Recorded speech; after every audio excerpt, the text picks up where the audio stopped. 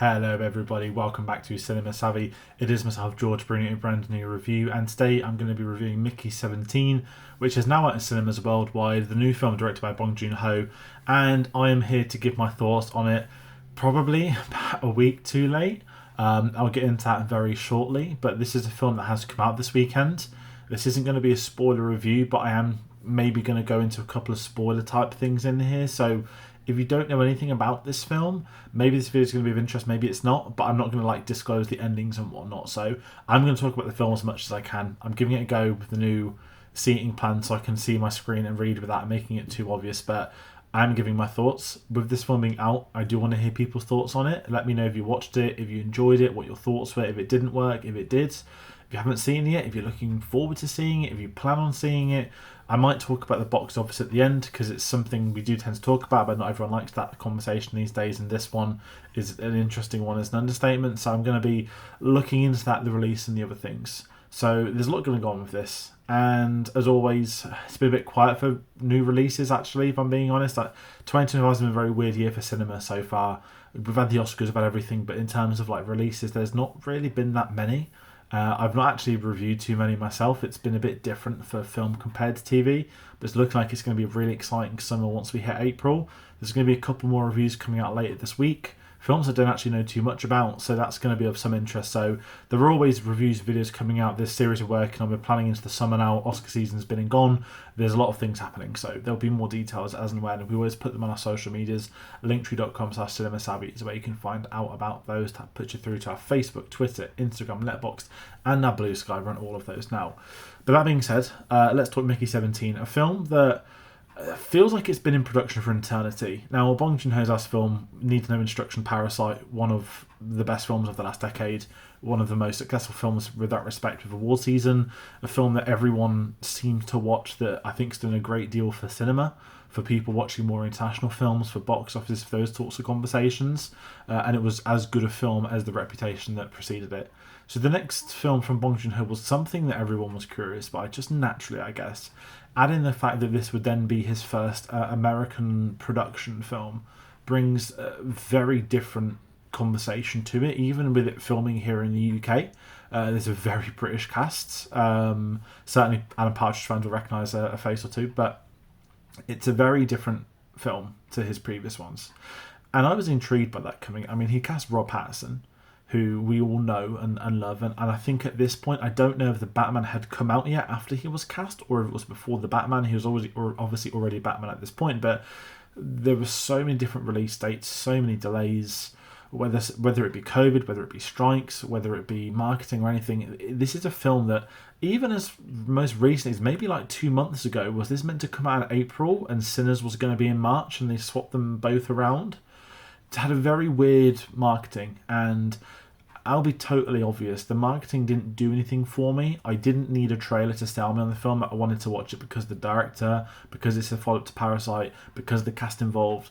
I'm fully down on this story, and just knowing that the concept is not a live, die, repeat type thing, but this is somebody that has died multiple times and it's his job to keep being reprinted as it goes. So I was intrigued by the story, and there's enough of a story in there for me to be interested in. So it had my interest. And the reason I'm doing this video so late, the press screening was last Monday here in the UK. That was the day after the Oscars. I was in no state that night to be able to travel down to London and do a 2-hour screening, come home, collate my thoughts. I was wiped out by about 4 or 5 o'clock in the evening. So that's why I didn't watch it then. I didn't go to the opening weekend because my nearest cinema is near, UK people know this, it is near the NEC, and it was Crufts. I ain't getting a car park space for 4 days, so I went yesterday and I'm doing the review today. So that's why there's been some delays at mine, which is fine. It's given me a day to really echo the thoughts and have a think, because the film itself, if I start giving some basic opinions, I enjoyed this film quite a bit. I appreciate why it's not going to work for everybody, but I really enjoyed the themes and story that it's centered on.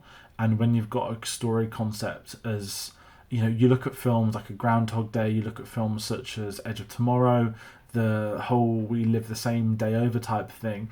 I've seen people compare to that, which is very indifferent. This is a continuous story where an individual just is continually reborn. He dies and he's reborn, but the key thematic of this film is, what is it like to die?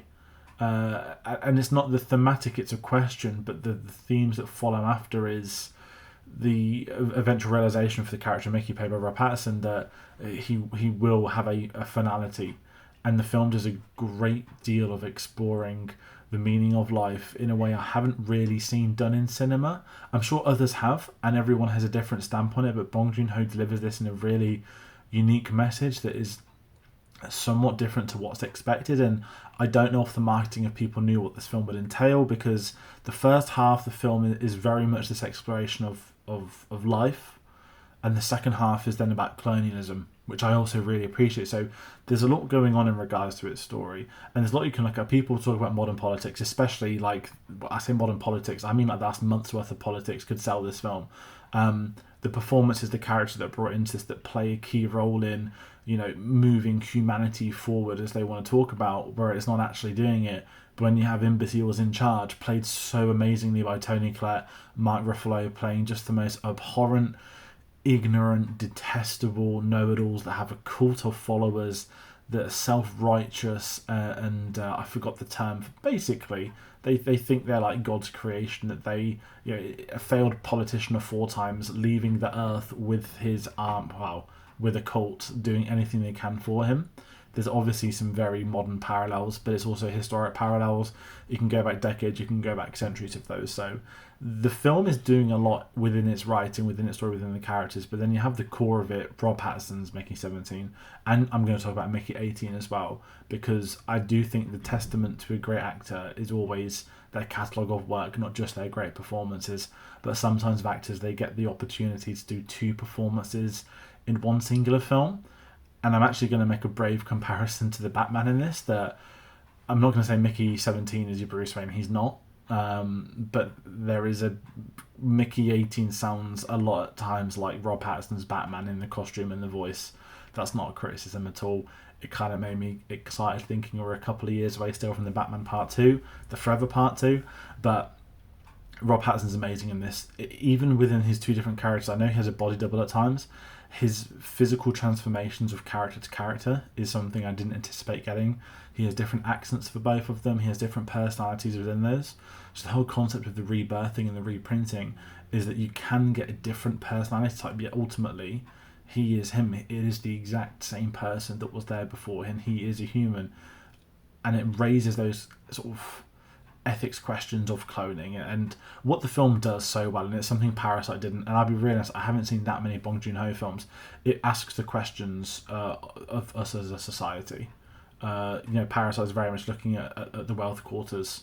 This film, as I mentioned, goes into colonialism, goes into ethics with stuff like that. We're seeing AI, artificial intelligence, rising up in real life. This film is almost a somewhat comparable thing to it, but it's a really interesting way of doing that. And I think what Bong Joon-ho does so well is it's not thrown in your face at that. It's subtle whilst being developed, and I think that's what leaves a lasting impression, because it's something I enjoyed that worked for me. And I think it feels like a traditional science fiction film that, yes, it's politically heavy and there's a lot going on with the exploration side of things.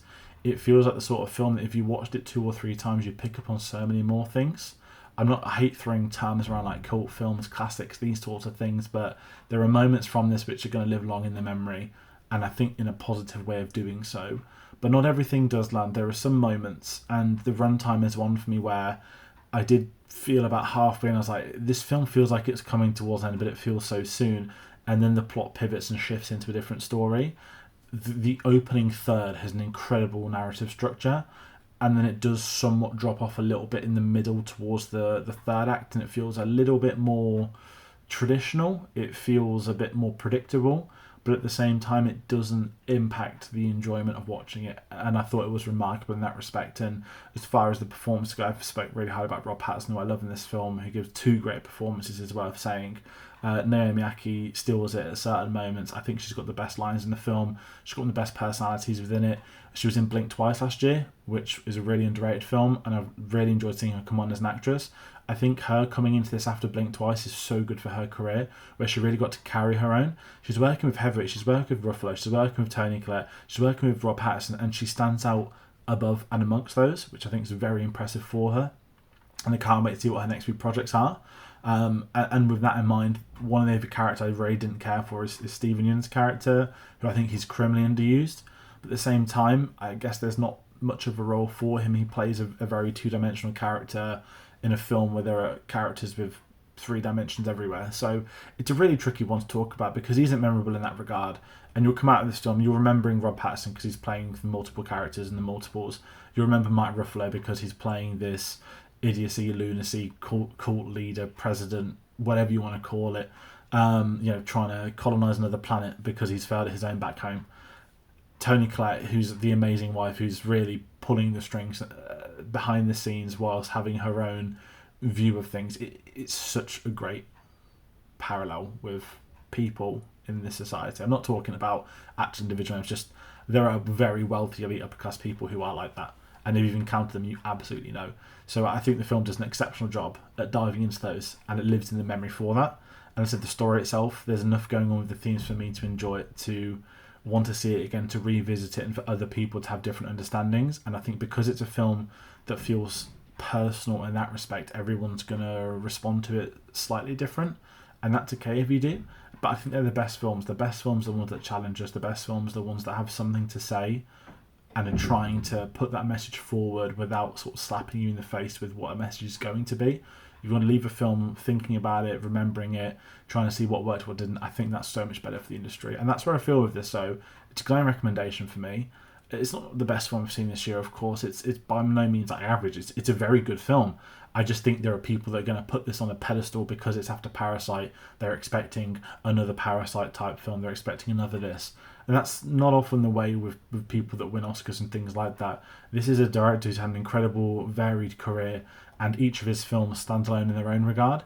It's just that the follow-up to Parasite is obviously going to be so different to what that film is and is going to be. But I think Bong Joon-ho does a great job with that. That being said, the American side of things, having him work with a studio, I mentioned Warner Brothers were delaying this. Again, I don't know if it was reshoots, I don't know if it was the writing, I don't know what those issues are. I'm not too bothered in the aspect of I need to know, I need this information to hand send a video.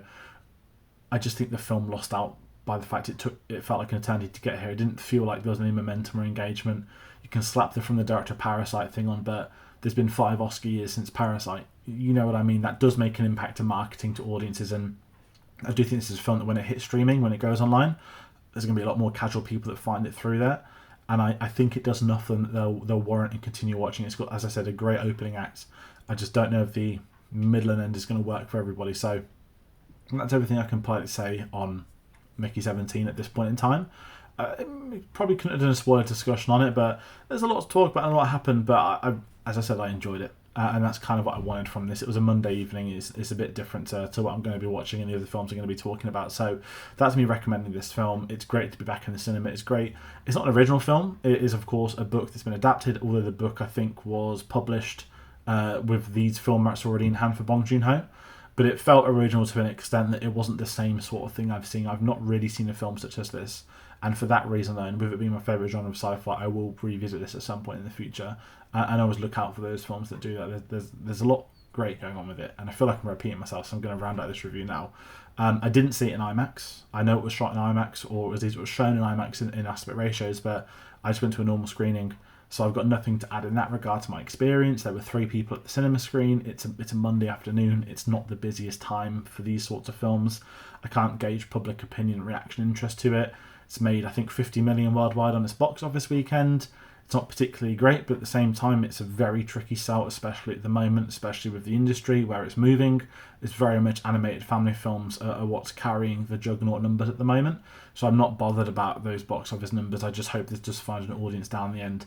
And if it doesn't find one soon, I'm sure it will find one in the years that follow. So that's my review. Thank you all so much for watching. Now, the next one, I'm going to be dropping a review for the Hans Zimmer concert film this Thursday. The film comes out next Wednesday.